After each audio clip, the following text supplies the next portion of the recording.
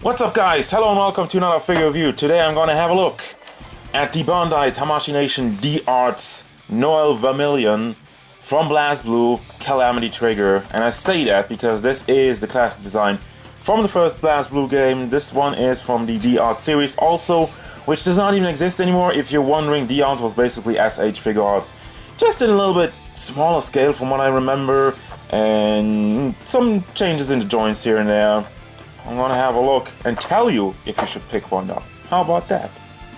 Okay then, first things first, she doesn't stand very well, so I would recommend getting a base, because, I mean, she has some heels and fairly small feet. Let's have a look at the size of this character. And I said the D-Arts are usually smaller. Yeah, I don't know about this one. She stands at 13.5. She isn't really smaller. I just thought about it because I have a Terry Bogard from the D-Arts line, and I have like a Mega Man and a Mega Man X from the D-Arts line, which are smaller. She's much more in scale with your SH Figure Arts, so I don't... Maybe that's why they axed the D-Arts line, where they were like, oh, why are we not just doing SH Figure Arts on the same scale, right? I mean, that makes sense. There's really a lot that went into the paint job here, which surprises me. I mean, look at the hair overall.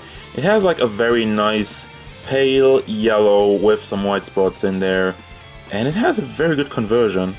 Looks very cool, very shiny. Of course, you have the anime face, nicely done. And the rest of it, this is, there's some parts that are more metallic. I don't remember if this is supposed to be armor. I think you have a nice metallic golden lines going on over the shoulders. And of course here on the arm bracelets, or whatever the hell this is. Very nice line going down there. You have a butt. And we have some light blue shading just here at the tips of the dress in the white. And that looks very cool once more. And there's a little bit of white in the blue. So overall, it has a very, very nice look to it. And we get down to the stockings, which are also metallic. That's something I feel kind of weird about, but whatever. Of course, you have the panties down there, perv mode, and the boots with the metallic gold. And the light blue. Overall, looks very good, very bright, and she has a very, very pale skin tone, which looks good in conversion with everything else. So now let's have a look at the articulation. First of all, the head, it is on a ball that's pegged into the head, so you get some pretty good motion out of it.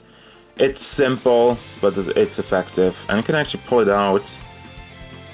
I mean, I was trying to pull it out just a little bit to have more motion, and that works. I mean, like that, it's not really in there, but you can push it out a little bit, and you still have some motion, and it will still stay on, but to really get it back together, you have to disconnect the head, is what I'm trying to fidget around here. Sorry about that.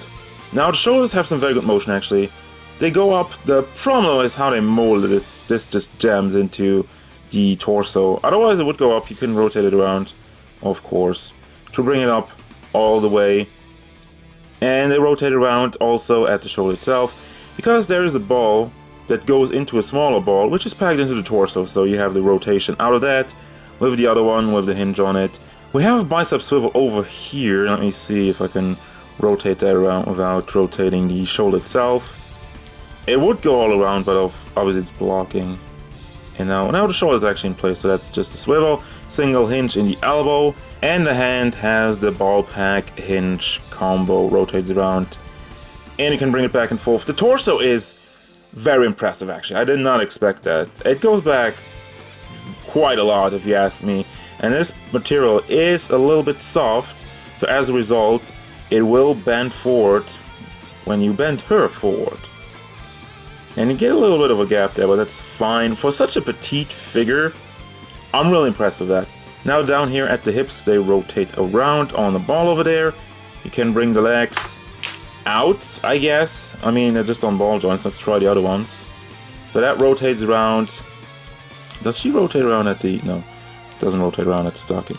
So the leg rotates around, you can bring it up, and since the dress is soft plastic, it will bend, but it's very thick, so it will also push back, unfortunately. But the motion you get out of it is pretty good. Back, forward, out to the side, like that, and let me reattach the other leg real quick. The knees have a single hinge, which is a big rounded ball, which looks good as conversion. I'm actually impressed that they did that all the way back with a D-Arts figure, while they couldn't figure this out for certain SH Figure Arts, even now. Anyhow, foot, you can see the big ball joint in there. You can rotate it around. You can bring it not really to the side. I guess it's just packed in there straight. Yeah, there's the pack going in to the foot. So we don't really have an ankle rocker, unfortunately.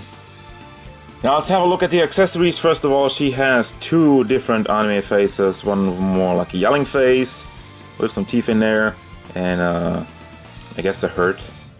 She's hurt face. She has a different hairstyle, which is also very nicely done. Same as a regular hair with the pale yellow and the white in there. Good conversion. She has a hat, which is soft, so you just put that over her head. And it stays on. No pegs or anything, but I tried it, it works. I'll pull everything together, by the way, for the end shot. And then we have these things. I don't know what these things are, but they go into her shoulder braces over there. I mean, you can see the ball pack. It's meant to be there. And some metallic with the... I don't know what that is, so I'm just gonna move on. And she has her guns. I actually really like that. Looks very anime. Looks very anime. And the part where this kind of falls off a little bit because the only hands she comes with are the trigger finger gun holding hands. They don't have any fist hands, opposing hands, they just have the open hands. And these ones, and you have 4 of these little rings, which I'm only assuming is to stabilize her hands for the guns, because she's very petite. Well, the guns aren't really heavy, but I'm guessing you just pull that out and you put that ring in there. That's the only thing I can see them in the instructions, but that's just guessing. And we have an energy effect, well, not really an energy effect, a blast effect. Put that on the top of your gun, boom. If I can do that now, yeah, there you go.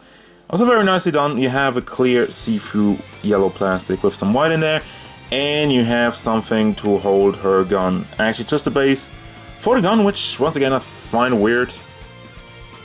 Why not have something? It doesn't even hold it, it's just... I don't know. I guess... I don't really see the guns being heavy. We'll see that when I put her together. So yeah, this is her holding the gun without any bases or any plastic rings holding her hand together. And she holds it very nicely. I guess over time it might, you know, it might loosen up a little bit, so that's fine to have these things. It's just not really necessary. So there you go. Now you know that. Also, those are on ball joints, so you can rotate those around and bring them the way you want to. Which brings me to the final thoughts. What do I think about this figure? I do not understand how this figure did not do well when she first came out, and how this is still available on Big Bad Toy Store. And I say that a lot because I want you to go and pick her up if you like the design and whatnot, because this is an absolutely great figure. I love it. I love the paint job. The articulation is pretty good. The only thing about the accessories is maybe 1 or 2 more posing hands, but it is not really necessary. You got what you need, and the figure itself looks amazing. So there you go, 100% recommended. I am a fan of Noel Vermillion, and there goes the gun.